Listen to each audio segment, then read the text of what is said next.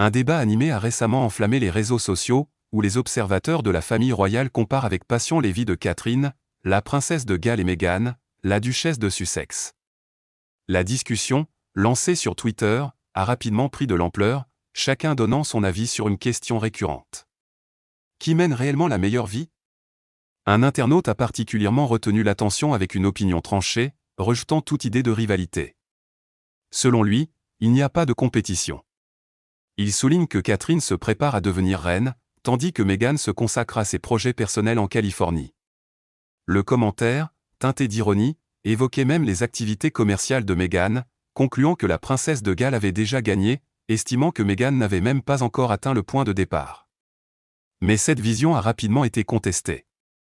Un autre utilisateur a réagi en affirmant que tout dépend de la manière dont on définit le succès. Pour lui, devenir reine ne signifie pas forcément mener une vie plus épanouissante. Il décrit le futur rôle de Catherine comme essentiellement symbolique, rythmé par des obligations officielles, inaugurer des lieux, saluer le public, représenter la monarchie.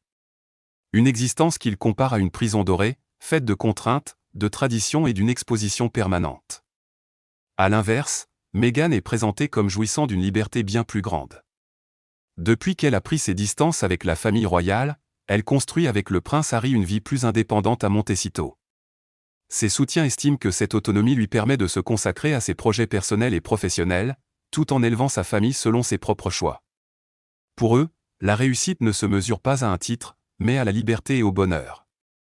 Cet échange reflète une division plus large dans la perception de la royauté aujourd'hui. Certains valorisent le prestige et l'héritage historique liés à la couronne britannique, tandis que d'autres considèrent que s'en éloigner pour tracer sa propre voie est une forme de réussite. Au fond, ce débat révèle surtout que la notion de réussite varie selon chacun.